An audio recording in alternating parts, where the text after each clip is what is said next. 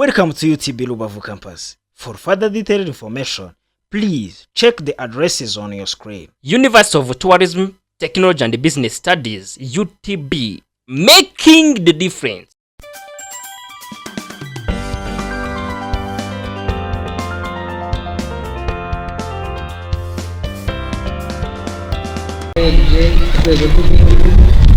Perezida wa Akarere ka Rubavu, executive w'Akarere, abayobozi b'amashami ya UTB yombi, perezida wa sosiyete sivile, abanyamabanga b'imirenge ya Rubavu na Gisenyi, abayobozi b'ibigo by'imari bitandukanye, abagizi wese muri hano aje kwifatanya natwe kuri uyu munsi bibuka ku nshuro ya mirongo itatu Jenoside yakorewe Abatutsi.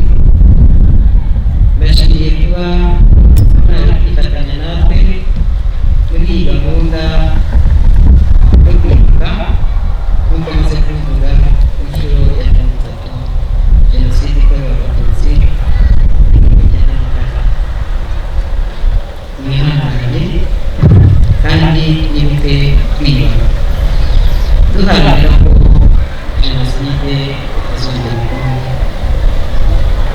mu Rwanda no ku isi yose. Igihugu cyacu, amateka mabi yaranze igihugu cyacu siyo atugenga, nitwe tugomba kugena ejo hacu heza hazaza twunga ubumwe duharanira ko Jenoside itazongera ukundi. Turishimira nyakubahwa perezida wa Repubulika Paul Kagame n'abafatanyije kubohora igihugu bagahagarika Jenoside yakorewe Abatutsi.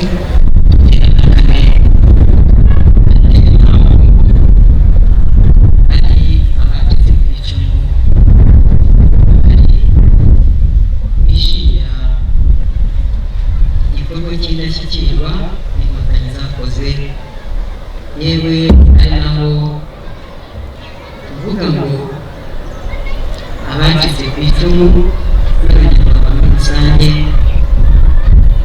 igihe twibuka tuzajye tunazirikana ababohoye iki gihugu,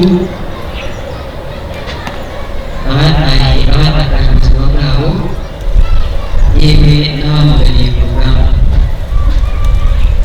Kwibuka no gusubiza amaso inyuma, ibyo byose tukabireba, ntabwo twaba dufite igihugu cyiza gutya cy'intangarugero ku isi tutibuka abagize uruhare bakava ubuzima bwabo bagasiga imiryango yabo, abandi bakamugarira ku rugamba, ariko tujye tunareba ese imiryango yabo bayeho gute. Abamugariye ku rugamba nabo tujye twibaza ese imiryango yabo, abana babo babayeho gute. Impamvu tubyibaza ni uko tuzi ko igihugu cyacu ntacyo kitakoze, baramubakiye barabatunga, ariko twese tuzi ubushobozi ekonomi y'igihugu cyacu ikarangiza ibibazo byose, cyane cyane ko hari n'ikigega cyarihiraga abana bacitse ku icumu. Ibyo rero ni ibyo dushimira kandi tuzajya duhora tubizirikana, yewe muri uyu munsi twibuka Jenoside yakorewe Abatutsi ku nshuro ya mirongo itatu. Biyemeje kongeraho umwana muri Rubavu bazatoranya uzi kuvuga Icyongereza neza, ariko tukamurihira amezi 9 ya short course. Hari gahunda ihari, yarangiza ayo mezi 9 tukamushakira akazi, yaba ari mu bihugu byo hanze nk'uko tubikorera urundi rubyiruko cyangwa se muri iki gihugu, ariko tuzamwigisha tugomba no kumushakira akazi. Ikindi nanone ni uko hari abamugariye ku rugamba turihira, ariko nabo turongeraho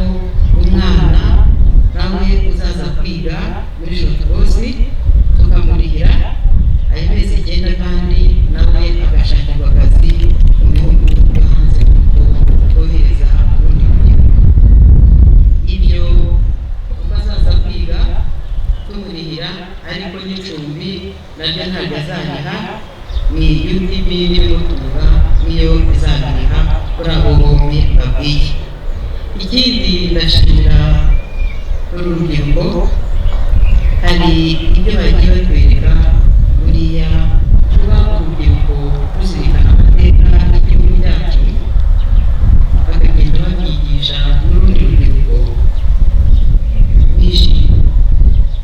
Turabashimiye rero, mukomerezaho kuko ibyo bituma tutazibagirwa amateka yacu, ariko amateka yacu tuyakuramo imbaraga zo kwiyubaka kugira ngo noneho jenoside itazigera ibukundi yakujya mubona mu bihugu byo hanze uburyo baza kwigira mu gihugu cyacu, aho igihugu muri 1994 cyari cyasibanganya ku ikarita y'isi, none kikaba ari intangarugero. Mu by'ukuri turabikesha ubuyobozi bwiza, turabikesha bitanze, ariko urubyiruko hari ijambo numva nshaka kubabwiraho. Iki gihugu kigeze aha ngaha cyarahohowe n'urubyiruko kimwe namwe, nta muntu mugiye gufata, ariko hari urugamba mugomba kurwana kugira ngo noneho u Rwanda rushobore gusigasira ibyagezweho, kandi mube abayobozi b'uyu munsi n'ejo hazaza, cyane cyane ko mufite umutoza w'ikirenga udutoza twese. Ni nayo mpamvu nanjye mpagaze aho umugore wacitse ku icumu, numva ko nanjye mfitiye byibuze n'ubwo kaba ari agatonyanga, ariko ntanga umusanzu wanjye mu gihugu cyanjye, nkigisha urubyiruko nkarushakira n'ako kazi. Ubu rero hari imyaka turimo kugeraho, ariko imirimo nimwitangire kuko murashoboye kandi murashobotse. Ni nayo mpamvu mubera abandi urugero, mubera n'urubyiruko rw'isi narwo ruza kubigiraho, uburyo ki mufata ibyemezo mu miyoborere mukayobora neza. Ibyo rero bihore bituranga. Ni nayo mpamvu tuvuga ngo jenoside ntizongere ukundi mu Rwanda, muri Afurika no ku isi yose, kugira ngo mubona ingabo zacu uburyo ziharanira amahoro. Kwirinda jenoside ni uguharanira amahoro, ni uguharanira kuba umwe. Tujye dutekereza ngo ubumwe bwacu niyo maboko yacu, niyo ntego yacu. Ibyo iyo bishyize mu mutwe no mu mutima, uhora wumva ko nta na kimwe cyakunanira nk'urubyiruko, cyakunanira nk'umugore, cyakunanira nk'umugabo. Yewe babwire, iyo narebye Rudasumbwa twigiraho umusaza, nanjye ubwanjye njya mbaganiriza, numva ngana nawe, kandi uba hari byinshi ntegereje gukora mfatanyije namwe, mfatanyije n'igihugu cyacu. Rero ibyo twese ni ibyo guharanira, tukanagufatiriza kuko babarebeje igihe, ariko igihe icyo ari cyo cyose turi kumwe urubyiruko kugira ngo tuganire intego yacu niyihe, ubuzima bwacu ni ubuhe, guharanira ntacyo umuntu ageraho atagiharaniye. Aho mubona igihugu kigeze nuko hari abaharaniye kugira ngo kigereho. Yewe kanamutya ntabwo ndashimira Imana kuba kigejejeho. Navuga ku byo kwiga twe baduhagurukaga mu ishuri, uriga mu mwaka wa mbere utazi n'ubuhutu n'iki, utazi n'ubututsi n'iki. Yewe si ko twigishwaga n'umwarimu w'umututsi, bavugaga ngo abahutu ngahaguruka, navuga abatutsi ngahaguruka.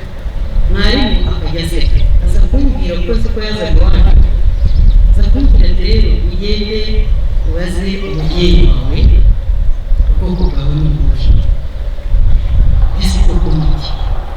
Arambwira ngo ugende ubwire gutyo. Cyo nagiye naramubajije kuko dahari, ndangije arambwira ati ibyo ni ibyo wakubwiye, ni mwarimu wacu Pasiyani, ati ugende ubwire mu Munyarwanda. Nibwo bwa mbere n'umwana niga mu mwaka wa mbere numvise data ambwira ngo genda ubwire mwarimu w'Umunyarwanda, kubera ko we uko yandikaga muri ya maraporo babaga yandikaga koko uko yari atuzi. Ariko namwe aho bigeze tugatsinda kuko n'abagabo wa mbere ariko ukabona ajya muri segonderi urubyiruko nzababwira amateka ariko nize yibuze none ifite bakuru banjye babikira banshakira mu kibikira ndiga ariko niga n'umugore barabyara nyuma haranire ni cyiza kandi ufite igihugu cyiza ufite byose murakoze yibuke kwibuka kandi jenoside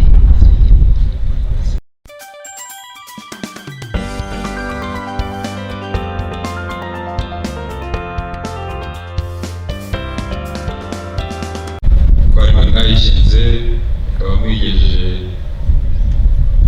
abigeze uyu munsi akaba yaranyuze mu bigeragezo bikomeye igakomeza kubaho kandi ikomeye. Ibyo bigeragezo mvuga harimo covid. Ndashimira n'abayobozi b'amashami ya hano Rubavu ya Ruhango, kandi nshimira ubufatanye kaminuza ifitanye na leta n'uburyo igira uruhare mu mibanire y'abaturage bacu. Abayobozi b'inzego z'umutekano namwe tubabonamo ishusho y'igihe mwabohoraga igihugu muhagarika jenoside, turabibashimira cyane kandi tugashimira inzego za ibuka, avega, ARG, izo nzego zose zakomeje gukotana zikarengera abacitse ku icumu rya jenoside, zikabavuganira, zikabahuza. Turabishimira cyane kuri uwo murimo ukomeye. Abayobozi mwese mu byiciro bitandukanye, abanyeshuri, ndagira ngo mbashimire kandi nshimire abadufashije muri gahunda z'uyu munsi zose. Abanyeshuri imikino badukiniye ubwayo yari ihagije kuko igaragaza amateka igihugu cyanyuzemo nuko cyiyubatse kugeza uyu munsi. Madame Speciose ubuhamya watanze ukomeye kandi ukaba wibanze cyane mu kwigisha, turagushimiye. Ruhamyambuga Olivier, twebwe twagusabiye ikigo ko cyakongera kikajya kigushakira undi mwanya ukaza kwigisha abanyeshuri no mu bihe bitari ukwibuka. Abayobozi mwese ibintu bivuga kugira ngo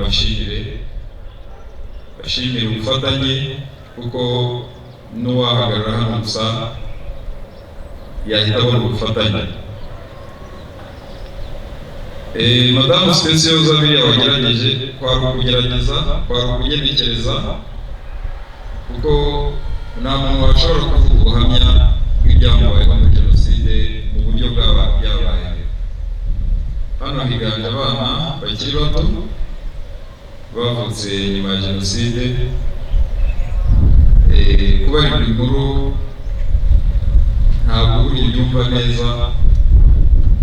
Rero ndashimira Speciose ko yagerageje cyane, kuko bivuze ni ukugenekereza, ntabwo yavuga uko biri, ntabwo yababara nk'uko yarababaye, ntabwo yavuga ibintu bihari n'ibyo asimbuka akanga kubivuga kuko bitavugika. Ariko isomo twese dukuramo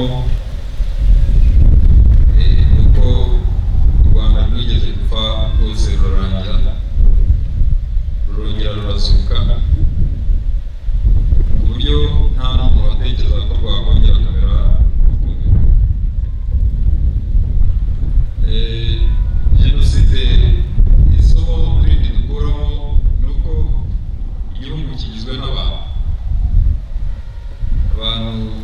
Iyo bavuga igihugu wenda bavuga imbibi zacyo, bakavuga ibyiza bikiranga, bakavuga n'iyo misozi n'ubutaka, ariko biriya byose biza kure cyane kuko abantu nibo bagize igihugu.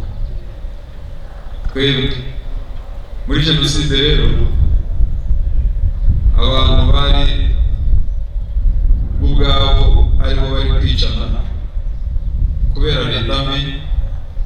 nshaka kuvuga ko ba bantu bagize igihugu nanone bagirwa n'ubuyobozi. Ubuyobozi bw'igihugu nibwo bwatumye jenoside ibaho, ariko nanone nibwo bwatumye jenoside ihagarikwa, igihugu kikongera kubaho. Hano havugiwe byinshi, hatanzwe ubutumwa bwose. Icyo nongeraho gusa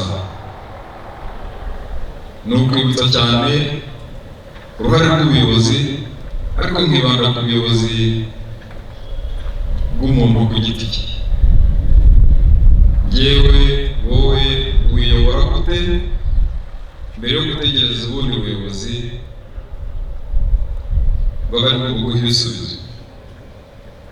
Ubundi igihugu cyamutse kigize abayobozi gusa bumva neza ubuyobozi icyo ari cyo, buri wese azi kwiyobora, cyahita cyihuta cyane. Ni naho haba ikinyuranyo hagati y'ibihugu bikomeye n'ibyoroshye, ibikize n'ibikennye.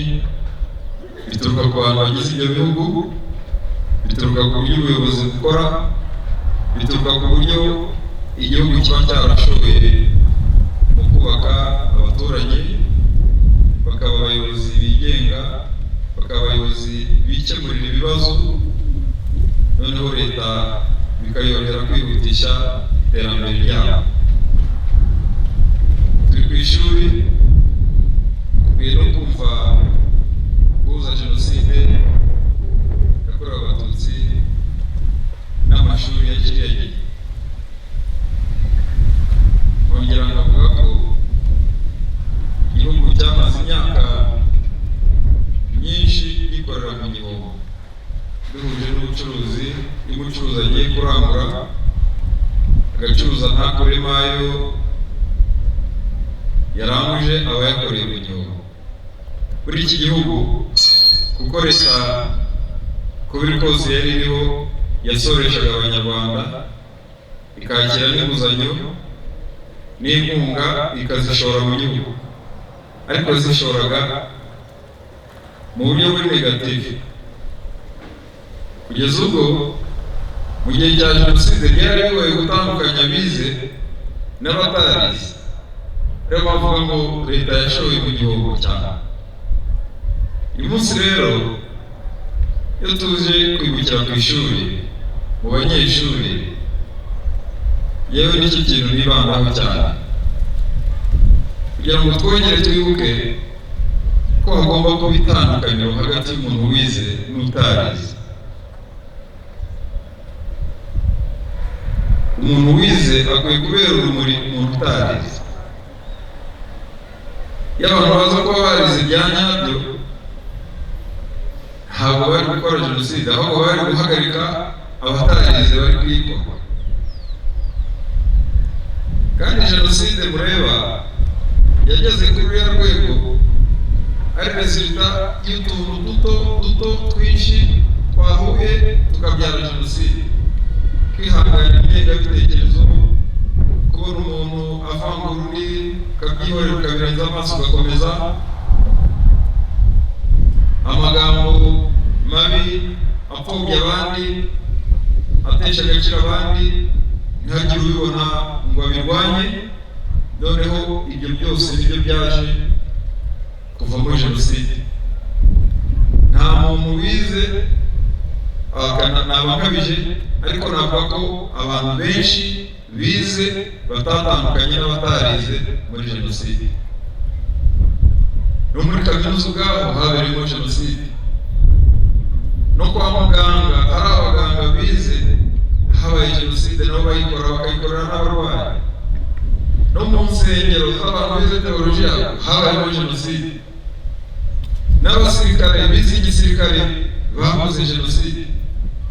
Murumva ko u Rwanda rwamaze imyaka myinshi ruri gushora imbaraga zose z'abanyarwanda mu kuzarimbura igihugu. Rero muri uyu mwanya tugomba kwibuka icyo kintu, kuko abahagaritse jenoside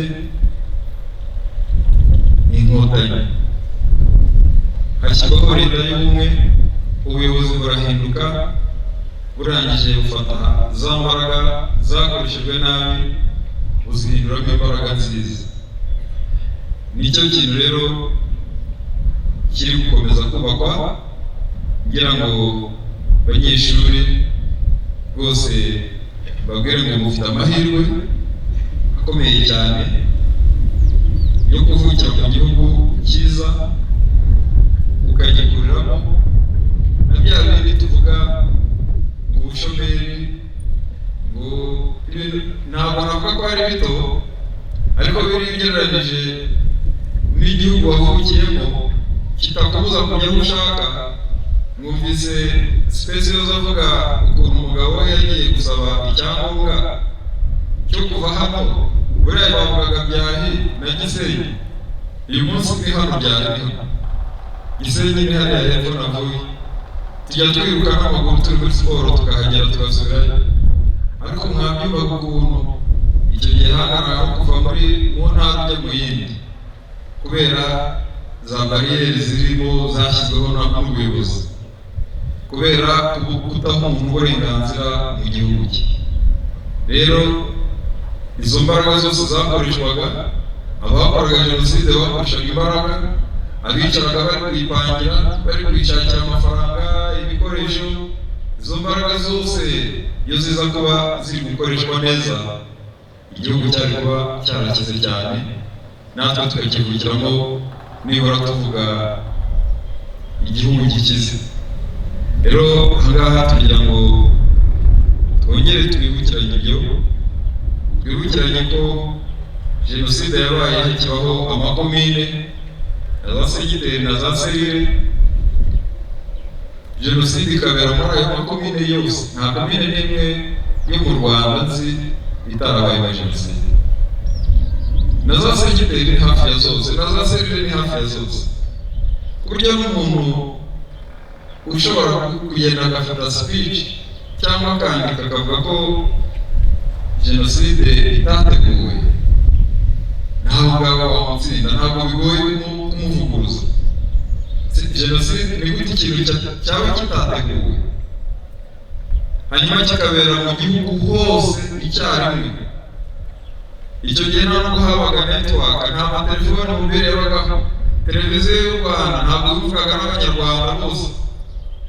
Ni ubuhe butumwa bwanyura hehe ku buryo umuntu wa Kirehe, Rusumo, n'uwa Rubavu muri Rukoko, n'uwa Rusizi muri Bugarama bose bakora jenoside icyarimwe?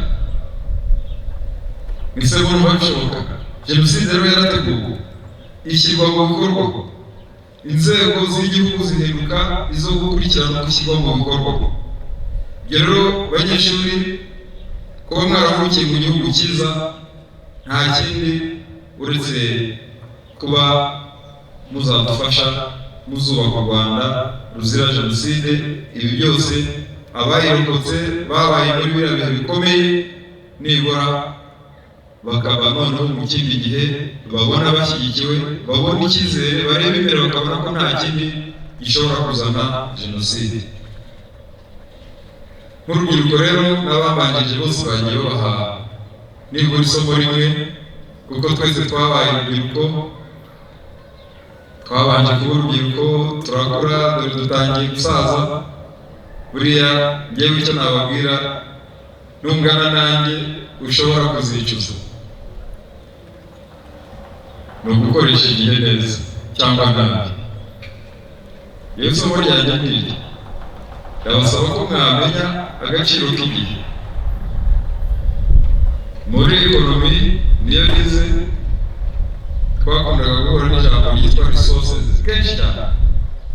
Tukiga resources ngo mu butaka, ni amafaranga na manpower, ariko sinigeze mbona ahantu bari gukoresha igihe cyane ngo bari icyo batindaho. Ariko ngiye mbona aho igihe ari resource ikomeye kandi buri wese afite. Ubutaka ntabwo buri wese bufite, amafaranga ntabwo buri wese ayafite, ariko igihe twese turakigana. Ko tunganya igihe twese tugikoresha mu buryo bumwe. Niba wibeshya ukarangazwa ndavuga abantu bitiranya ngo ndi gukoresha ubuto bwanjye, icyo gihe kizaba kiri kugenda ntabwo kizasubira inyuma. Nugikoresha nabi rero nta muntu uzakikwishyurira, niwo uzakishyurira kandi hari igihe utazakishyura ngo bishoboke. Reka rero rwose hamwe n'ubu butumwa nongere nshimire abacitse ku icumu rya Jenoside, kuko buriya muri byinshi byakozwe muri iki gihugu kugira ngo kimere uko kimeze uyu munsi. Yewe mbona abacitse ku icumu bari mu kintu gikomeye cyane kugira ngo tubane neza, igihugu cyongere kiryohe. Burya umusanzu w'abacitse ku icumu mbona ari munini cyane kurusha abandi. Basabwe ibidashoboka birakura, ndabashimira cyane kandi bakomeza kandi basaba gukomeza gutanga uwo musanzu. Nkasaba n'abandi twese, buri munyarwanda wese kujya umusanzu wawe utanga ufite, cyaba umwanya wawe, cyaba counseling, cyaba kuba umuntu hafi, ugakomeza umuntu wacitse ku icumu, kuko biriya bihe yanyuzemo akaba akiri uyu munsi, akaba ahagaze, tukaba tumuhamagarira umuganda akaza, tukaba tumusaba ikintu icyo ari cyo cyose kaza, nk'uko n'undi wese utaranyuze muri ibyo abikora. Burya ziriya ni imbaraga zikomeye, ariko burya mu bihe nk'ibi no mu bindi bihe ni byiza ko tubaba hafi, tugakomeza kubashyigikira no kubakomeza, kuko banyuze mu buzima umuntu adashobora kwiyumvisha mu bwonko bwe, kuko akenshi umuntu yaravuze ngo burya umuntu arakomera cyane koko, kuko ariko nanone umuntu aroroshye, uko akomera ni nako yoroshye. Rero biba bisaba ngo dukomeze twubakane, dushyigikirane muri uru rugendo turimo, igihugu cyacu dukomeze tucyubake, abadukomokaho bose bazabaho neza. Rero nongere mbashimire, kandi ikigo kaminuza babwire ngo uyu ni umusanzu ukomeye ku gihugu cyacu, ku rubyiruko rwacu, kuko ari narwo Rwanda rw'ejo, ni narwo burambe bw'ibyo twagezeho byose. Twibuke twiyubaka. Murakoze.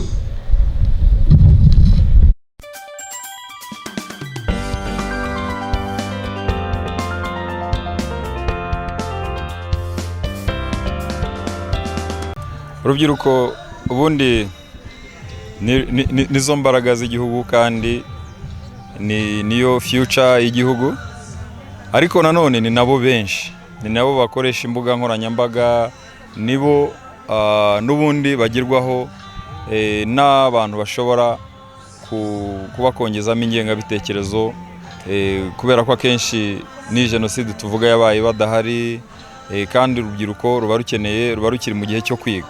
Rero ibi byose tubikora kubera urubyiruko rero icyo turusaba ni uko rubanza rugasobanukirwa, rukamenya umurongo w'igihugu, rukamenya amateka nyayo y'igihugu, noneho undi wese washaka ko yavuga uko atari kumuvuguruza mu buryo ubwo ari bwo bwose, ku ikoranabuhanga, kuri social media zose zishoboka. Igihe umuntu avuze ikintu uko kitari, ukamubwira ikiri cyo, ukamuha n'ingero, ukamuha n'ibimenyetso, kuko n'abandi bahita babibona.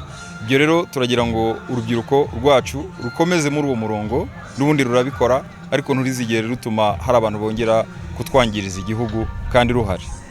Kugira ngo wenda tugaruke ku gikorwa cyabaye uyu munsi mwanazindukiyemo, none umuntu atanavuga ko mukikirimo, ni igikorwa mwateguye, ariko kandi turibaza duti ni izihe mpanuro abanyeshuri bakuyemo cyangwa se basigaranye, ni n'iki mubasaba? Murakoze. Nk'uko uyu munsi twahuriye hano kuri campus ya Rubavu, ni umunsi twagennye wo kwibuka Jenoside yakorewe Abatutsi muri 1994. Tukaba tumaze imyaka 30. hari icyo bivuze ku banyarwanda, hari icyo bivuze ku rubyiruko. Nk'uko muzi ko twigisha urubyiruko, hari kwiyubaka duhereye ku mateka yacu y'igihugu. Nk'uko mubizi ni amateka mabi ashaririye, kuko jenoside yakorewe abatutsi 94 ifite nyakubahwa perezida wa repubulika wayihagaritse hamwe nabo bari bafatanije. Ibyo rero nibyo tubwira urubyiruko, uburyo ki nabo ubwabo nk'uko abahagaritse jenoside yakorewe abatutsi bari urubyiruko, ese bo noneho ubu muri iki gihe barasabwa iki? Icya kabiri, tuba tubereka ko dushimira abafatanije na nyakubahwa perezida wa repubulika kubohora igihugu n'abanyarwanda. Ariyo mpamvu mubona ko hari abacitse ku icumu ya jenoside yakorewe abatutsi bariho, hari impamvu bariho. Yewe ikindi twagiye tubakangurira ni ukuvuga ngo nitwibuke twiyubaka, ariko noneho tudaheranwa n'aya mateka, ahubwo amateka yacu mabi turebe uburyo natwe ubwacu yo kuduherana, ahubwo nk'abanyarwanda turebe intumbero yacu, turebe ubumwe bwacu nk'abanyarwanda. Amaboko yacu mu guhuza amaboko niwo musaruro wacu tuzakuramo, ko niduhuza amaboko tuzubaka igihugu cyacu twese dufatanije, kizira ya macakubiri. Ikindi ni ugukangurira rwa rubyiruko ko jenoside itazongera ukundi. Ntabwo ari ibyo kuvuga gusa, ahubwo ni ukubiharanira. Buriya nta kintu umuntu ageraho atagiharaniye. Rero dufite ubuyobozi bwiza burangajwe imbere na nyakubahwa perezida wa repubulika, ariyo ntore izirusha intambwe. Tureberaho ibyakozwe byose kugira ngo iki gihugu kibe kigeze aho kigeze. Muzi ko u Rwanda rwari rwaravuye ku ikarita y'isi, ariko kugira ngo rusubire ku isi, none rusubire ku ikarita y'isi kandi rube n'intangarugero ku isi, ari no mu Rwanda, duhereye mu Rwanda no muri Afurika no ku isi. Ngira ngo mujya mubona ibihugu bitandukanye biza kwigira ku banyarwanda ni gute habayeho jenoside yakorewe abatutsi, noneho abantu bakaba ubu noneho barunze ubumwe, akiyubaka, kandi igihugu kikaba kiri mu mutekano umeze gutya, ku buryo abishe n'abiciwe babana mu mudendezo, barababariranye, yewe n'abishe barasabye imbabazi. Icyo rero ni inyigisho ku isi, kugira ngo noneho ya jenoside itazagaruka ukundi. Ni n'inyigisho muri rwa rubyiruko, kugira ngo noneho tubereke ese mu kubaka igihugu byatangiye gute, ese ubundi mbere ya jenoside abanyarwanda bari babanye gute. Ngira ngo mwabonye nk'umukino abana bakinnye, ni uwerekana uburyo abanyarwanda bari bunze ubumwe, nta bwoko bwabagaho. Ariko aho abakoloni baziye babumvisha ko umuremure ari umututsi, umugufi ari umuhutu, ati mbese ayo macakubiri naho yahereye. Ibyo rero ko byubatswe nabo bazanye mbese ayo macakubiri, ari nayo yahereyeho noneho havamo iyo jenoside yakorewe abatutsi. Izo ni inyigisho zituma noneho uru rubyiruko rugomba gusigasira ibyagezweho, kandi rukamenya ko bagomba kubisigasira banatekereza, batibagirwa, ahubwo batekereza iyo jenoside, banafata n'ingamba uburyo itazongera kubaho ukundi, yaba ari mu Rwanda, muri Afurika no ku isi yose. Icyo rero icyiza cyose kiraharanirwa. Ni izo nyigisho twababwiraga. Ikindi nanone warumbajije wenda cyo kohereza urubyiruko hanze, ngira ngo mu myaka 7 nyakubahwa perezida wa repubulika yemereye abanyarwanda, yabemereye byinshi, ariko harimo no kugabanya ubushomeri mu rubyiruko. Iyo atanze uwo murongo mu gihugu, ntabwo ari we ubikora wenyine, ahubwo abaduhaye umurongo nk'abanyarwanda bakunda igihugu, kugira ngo yaba ari jyewe nawe n'undi umunyarwanda uwo ari we wese mu cyo ashoboye, nawe arebe muri wa murongo yatanze, mu byo akora icyo yakora ni ikihe, kugira ngo noneho nyakubahwa perezida wa repubulika ibyo yemereye abanyarwanda bigerweho kandi vuba kandi neza. Ni muri urwo rwego rero, nubwo universite yacu yigisha koko ibijyanye na tekinike, ariko nagiye ndeba ese ko twigisha tukaba hari abanyeshuri benshi bamaze kugraduatinga, yego ni byiza, babona akazi mu mahoteli mu Rwanda, muri tour companies, cyangwa bakihangira ibyo bakora, ariko ntabwo abanyarwanda bose nk'uko mubizi ko abanyarwanda bize kandi ari benshi, ntabwo ariko bose babona imirimo mu Rwanda. Naho rero natekereje mbihuza n'ibyo nyakubahwa perezida wa repubulika yemereye abanyarwanda. Nge narebye mu byo nkora icyo byibuze innovation nakora, noneho ntekereza mu gushakira urubyiruko rw'u Rwanda akazi mu bihugu byo hanze, ariko mpereye kuri wa mubano mwiza, ya miryango nyakubahwa perezida wa repubulika afungurira abanyarwanda abana na bya bihugu bikomeye byo hanze. Nanjye noneho ntekereza ese ko yafunguye iyo miryango akayifungurira abanyarwanda, ayo mahirwe twayabyaza umusaruro gute? Niho rero natangiye njya muri Katari, njya no muri Emireti kugira ngo ndebe abo twagerana ubufatanye, noneho cya gitekerezo cyanjye gishobore kujya mu bikorwa. Kuko nashoboraga kugitekereza, ariko yadakingurira imiryango abanyarwanda muri ibyo bihugu, agira umubano mwiza, igitekerezo nari kugiherana mu mutima simbone aho ngikorera. Ndamushimira cyane rero, kuko mu by'ukuri yaguye u Rwanda, kandi noneho n'abana twohereje ubu barenga 300 ubu ni ambasaderi b'u Rwanda, berekana isura nziza y'igihugu, cyane cyane ko iki gikorwa ngifashwamo n'inzego zitandukanye zo muri leta, kugira ngo noneho babahe n'ibiganiro. Ariko mu by'ukuri abo bose ndimo kubabwira, ahubwo nibo batuma bakundishije igihugu, abo bahuriraho bakora bakundisha igihugu, bakundisha n'igihugu ababakoresha, ku buryo noneho basigaye batwaka abana benshi. Bati turashaka noneho abanyarwanda kuko bitwara neza, bafite indangagaciro nziza. Icyo rero nicyo gushimira nyakubahwa perezida wa repubulika, kuko atari we utubera imboni, utubera byose, utwigisha, ari we mwarimu wacu w'ikirenga, ntabwo twagera kuri ibyo ngibyo. Kandi ndanamushimira ko yahaye agaciro umugore w'umunyarwandakazi n'umukobwa, ari nayo mpamvu dutuma nawe bambe muri iki gihe no mu gihe cyashize kuva ubuyobozi leta y'ubumwe iza, aribwo umunyarwandakazi yagize agaciro, aranatinyuka, kuko ngira ngo mujya mubibona mu nyigisho zose akangurira urubyiruko, agakangurira umugore, amubwira ko nawe ashoboye, cyane cyane ko yabyerekanye no ku rugamba, ntabwo yigeze yibagirwa umugore. Icyo rero ni inyigisho tureberaho, natwe tukavuga tuti ibi kuba byarashobotse, bakagira uruhare mu kubohora, abagore bakagira uruhare mu kubohora igihugu n'abakobwa, natwe nta cyatunanira, kandi dufite ubuyobozi bwiza. Murakoze.